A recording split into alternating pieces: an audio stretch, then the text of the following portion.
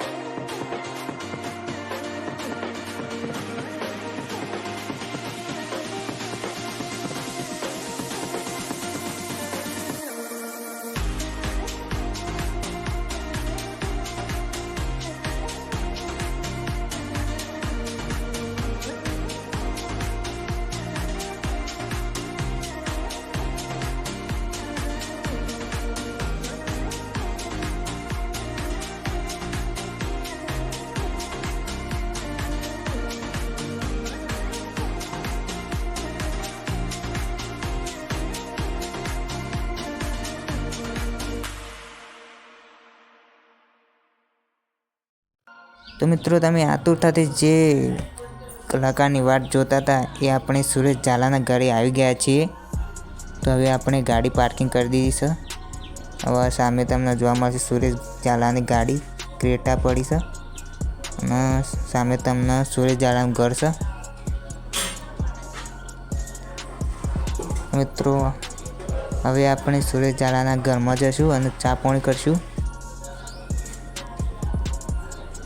મિત્રો video please and સુધી જોજો। તેમનું જૂનું ઘર છે અને પેલી સાઈડ નવું ઘર તેમને બનાવેલું છે, તે પણ તમને બતાવી દઈશું। તો મિત્રો તેમના ફોટા છે, દેશીનો કિંગ, તમને બતાવીશું ફોટો સુરેશ ઝાલાનો।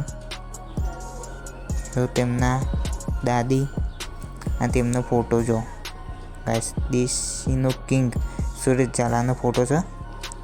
તો મિત્રો નોદોલ ગામમાં સુરેશ ઝાલા રહેશે। તો જુઓ આજુબાજુનું લોકેશન કેટલું સરસ મજાનું છે, સામે તમને ઘર જોવા મળશે સુરેશ ઝાલાનું નવું। મિત્રો હવે આપણે અંદર જશું।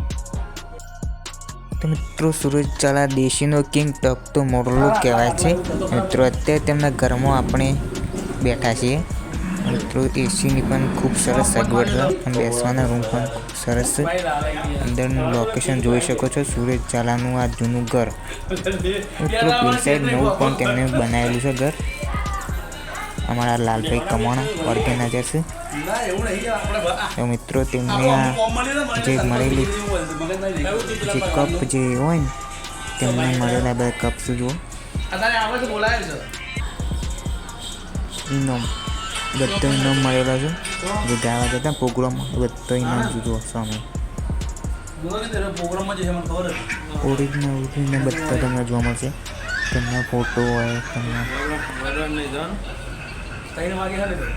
અલગ અલગ લોકેશન છે. જો આ બારનું લોકેશન છે સુરત ઝાલાનું.